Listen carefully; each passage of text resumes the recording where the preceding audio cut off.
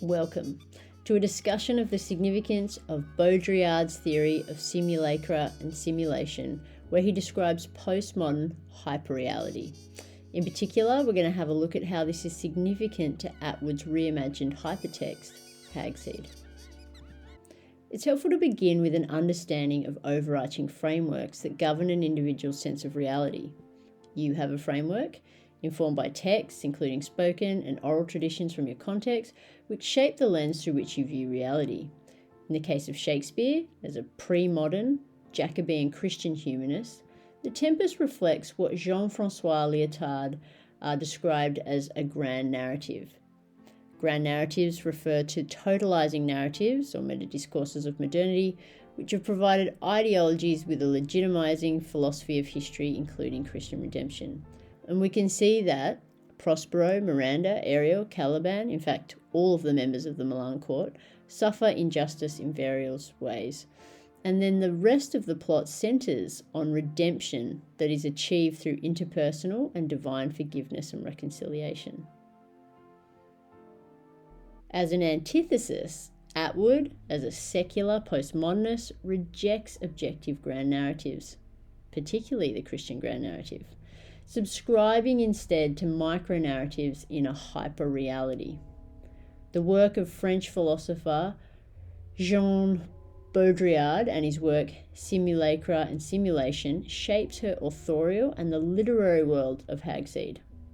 Lyotard argues that such authoritarian universalizing narratives are no longer viable in postmodernity.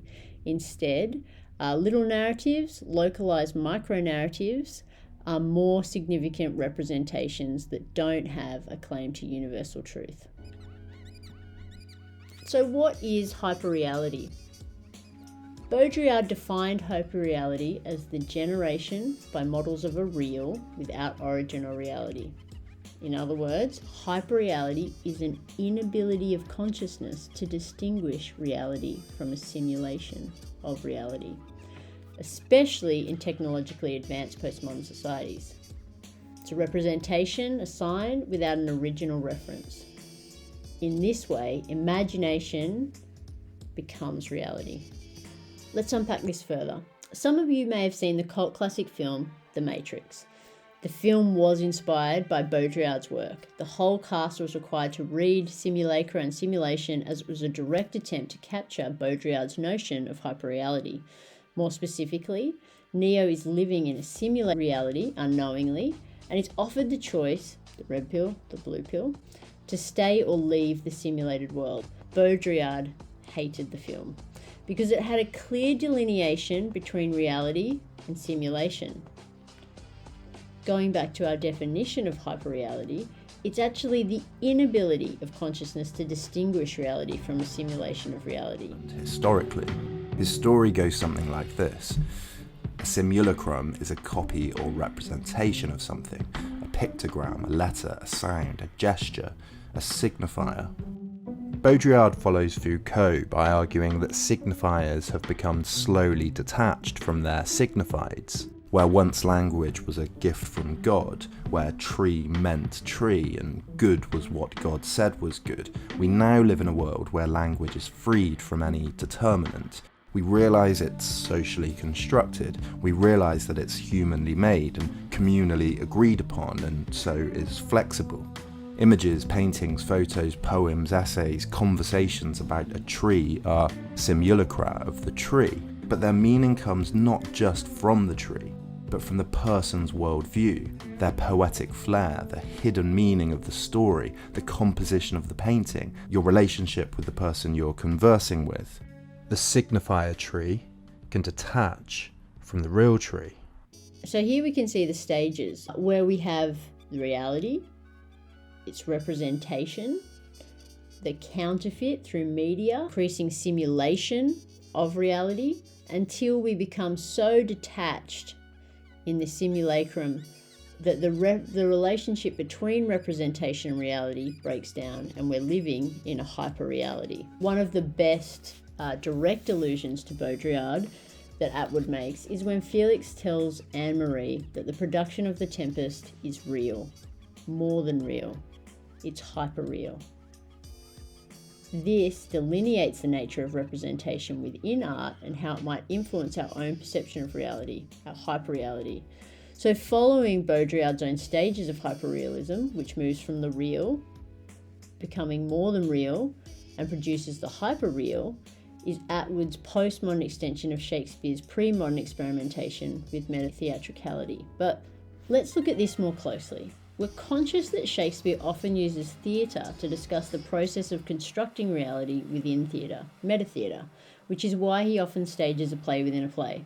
As Atwood notes, The Tempest, above all, is a play about a producer, director, writer, playwright putting on a play, namely the action that takes place on the island, complete with special effects that contains another play, The Mask of the Goddess.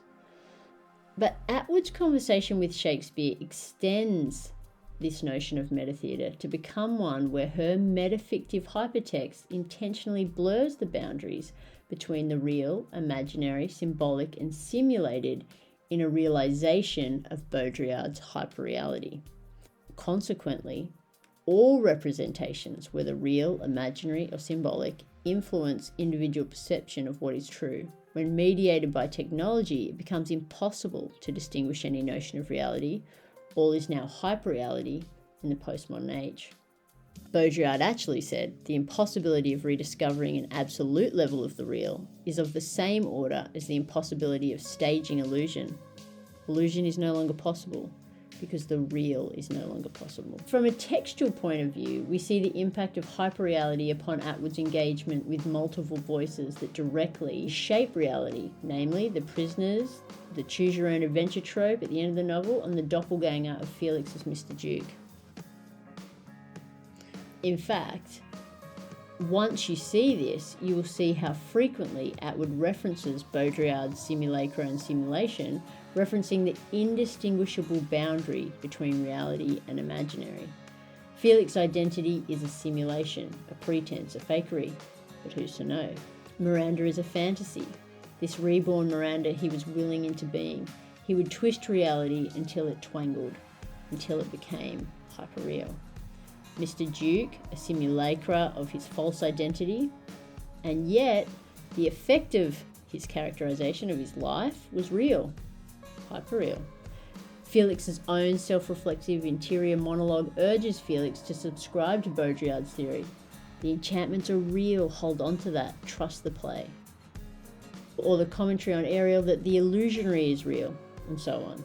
At this point, it's important to acknowledge that the role of technology perpetuates hyperreality. When your experiences are mediated by technology and representations, they can become disconnected from reality more quickly. The simulacra no longer represent real things, rather they represent other representations. These representations are disconnected from reality. One example of hyperreality might be a username. Your name or description is a simulacra for you, but your username is what you want to be. It does not represent what you are. It's not grounded in reality. Your username is a representation of a representation. It's hyperreal. We can see this with someone like Mr. Beast, Jimmy Donaldson. Baudrillard actually uses the example of Disneyland, but will use this YouTube content creator worth $58 million. In some notion of the real, his name is actually Jimmy Donaldson, but you can see that over time he's created a representation, simulacrum, that is detached from its origin, Mr. Beast. It has a brand and a logo, and he lives successfully in this hyperreality. It is reality.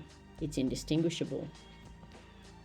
Similarly, Atwood's decision to include Felix's simulated reality through his decision to become Mr. Duke, an intentionally detached image from the origin, simulacra, who is as real as Felix and achieves success and lives out this hyperreality, in a hyperreality. Technology is also significant as it enhances and mediates the creation of hyperreality. As a skeptical Western secular author, Atwood's reimagined character of Ariel mirrors Shakespeare's capacity to create illusions, yet without supernatural involvement. Rather than a nymph or a spirit, Atwood transforms Ariel into a postmodern internet hacker, the special effects guy, who could travel through the abstract world of the internet, Snoop Gremlin, Google. a simulated hyperreality and commentary, such as he's like a digital expert, he's doing 3D virtual reality, ultimately affirms Atwood's secular psychoanalytical perspective of individual agency in a hyperreal world. In summary, and as a practical conclusion, here are just 5 potential ways that you can consider integrating a knowledge of Baudrillard's hyperreality or focusing in more depth on one key aspect. I'm going to give you a minute to read each slide. Number 1, a discussion of Baudrillard's simulacra and simulation can be integrated into a focus on how the conversation between Atwood and Shakespeare transpired as a result of hyperreality.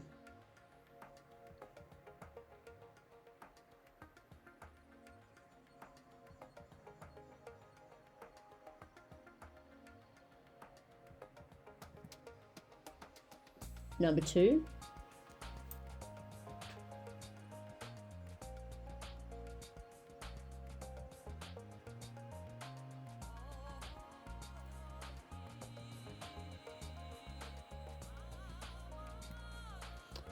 Number 3, Atwood's use of form. The inclusion of fantasy, parody, technology, anadiplosis, hypertextuality, hybridization, choose your own adventure trope are all in part a reference to her subscription to a postmodern framework, including hyperreality.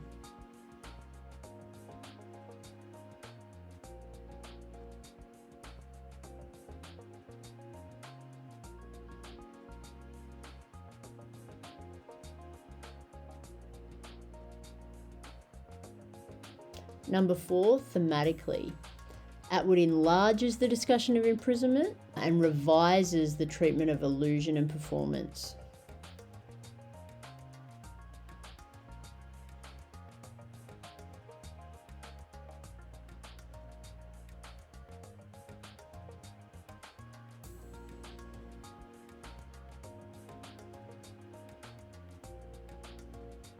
And lastly, a character focus.